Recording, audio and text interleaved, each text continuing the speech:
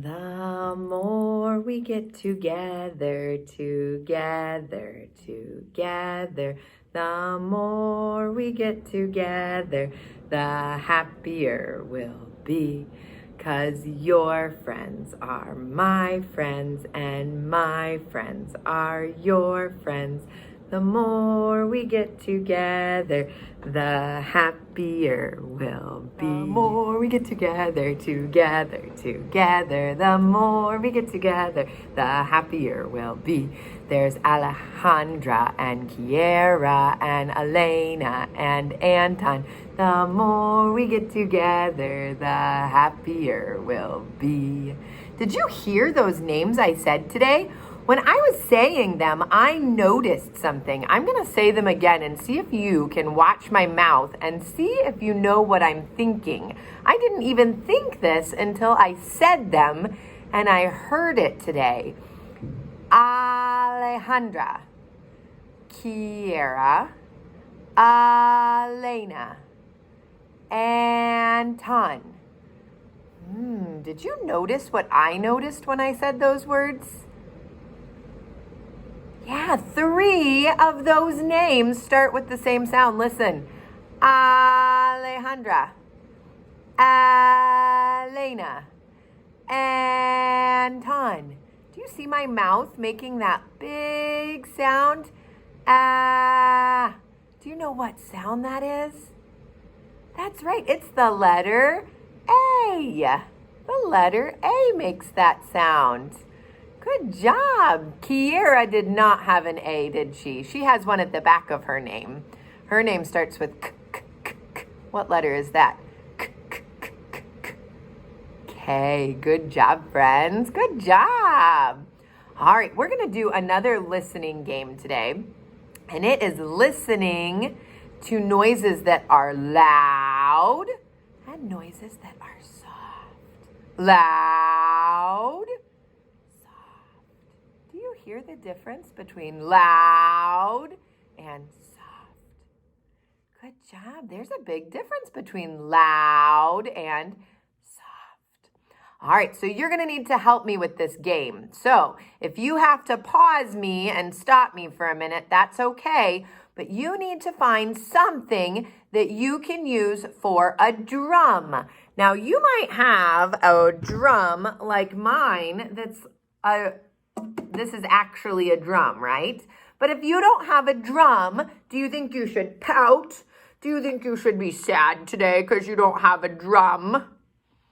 No, we don't pout and cry in our school, do we? No, we can make something else a drum. So I brought some other things that could be drums. You might have a container that you could make a drum. This is just a wipes container. They're really hard to find right now, so I'm lucky I have one. But it's empty. There's nothing inside of it, and I can use it as a drum now. What else can I use as a drum? I thought of some other things. What's this? Yeah, this is a bowl. I can use a bowl to be my drum. I just turned it upside down. See? I just turned it upside down. I made a bowl my drum today. I've got something else though. I came up with lots of ideas to be my drum. I could make a box my drum. It's just an empty shoebox, but I could make that my drum. And if I didn't have any of those things, I didn't have a bowl, and I didn't have a container, and I didn't have a bottle, and I didn't have a drum, I could make my knees a drum. Everybody has knees, right? So I could just make that my drum. So you decide what's going to be your drum, and I want you to get it, and I'm going to wait just a minute so that you can get whatever you need for playing our loud and soft game.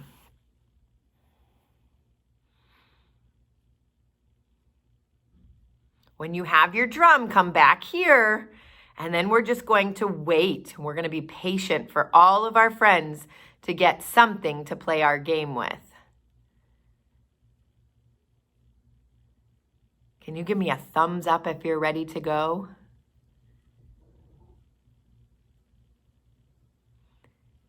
Good job. I think most of my friends probably have something to be a drum, right?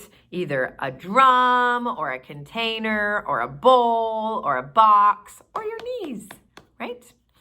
All right, we're going to practice playing loud and soft. How do you think I'm going to play my drum loud? What do you think I need to do to be loud? How should I use my fingers? Yeah, I'm going to hit on my drum a little bit hard. Now, I don't want to break my drum. I like my drum. So I'm not going to be crazy and hit it so hard that it breaks. But I'm going to hit it harder when I want it to be loud, right? Listen to this one. Do you hear how loud that is? Good job. Now, next I'm going to hit it soft. Are you ready? Do you hear the difference? All right, we're going to play a game where I'm going to say loud and I'm going to say soft. And I want you to keep going until I change it, okay? Are you ready? Loud. Soft. Loud. Soft. Loud. Soft. Loud. Loud, soft. Good job. That was good listening. That's a fun game to play with somebody at home, too. You can say, grown up, I would like you to play the loud and soft game. And then they can tell you loud, soft, loud, soft. Now, sometimes people say, you can't be loud in the house. And if that's the rule at your house, then where do you think you could play the loud and soft game? Outside. That's a great idea. If it's a rule in your house to use quiet voices in the house, then you could play the loud and soft game outside. Yeah, and there's lots of things that you can use outside to be drums. Buckets, tables, maybe something on your swing set could be your drum, right? There's all kinds of things that you could make drums outside. And we always have knees. Soft, loud, soft. Good job. So you can always play that game with just your knees. All right, today we are going to read a book because we've been talking about clothes, right? What season do you think it is in my book? Look at that cover. What do you notice? Yeah, I see snow.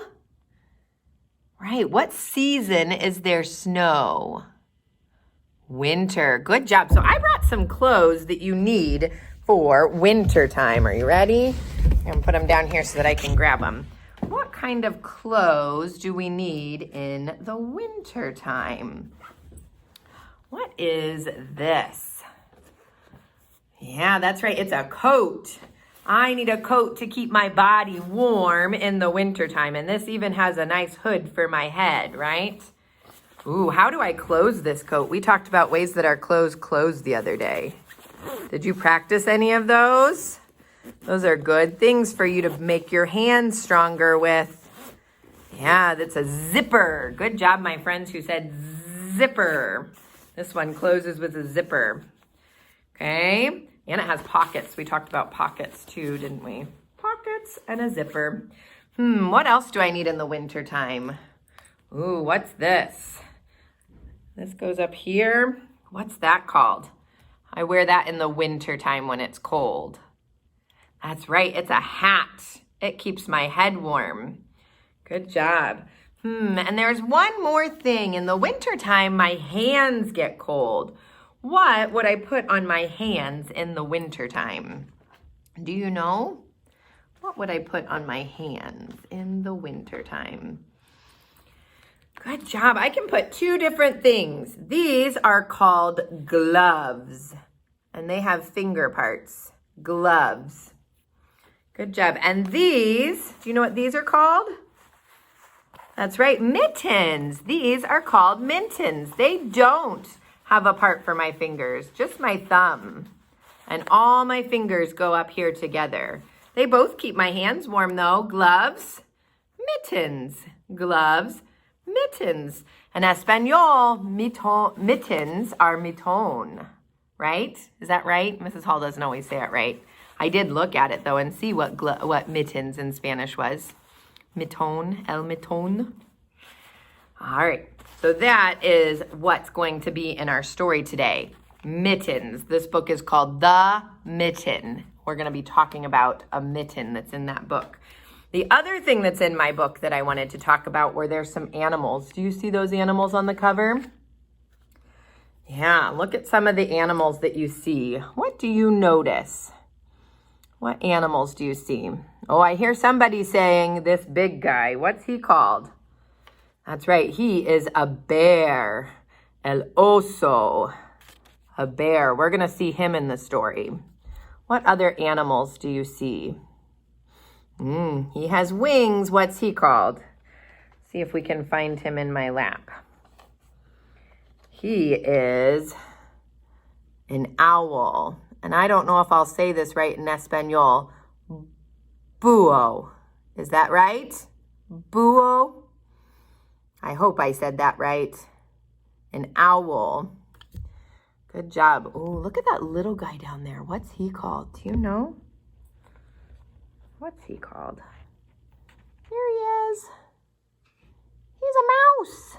A little mouse. Raton. Mouse. How about him? What's that guy? We're going to see him in the story. He's a rabbit. Oh, rabbit. Conejo. Rabbit. See? Rabbit. Rabbit. Same. Conejo. All right. How about... Ooh, I'm looking at this guy back here. He's kind of orange color. Anaranjado. What is he called? See? Same. Fox. Zorro. Fox. Zorro. We're going to see him in the story. Oh, this is an animal we haven't really seen before. You see that guy?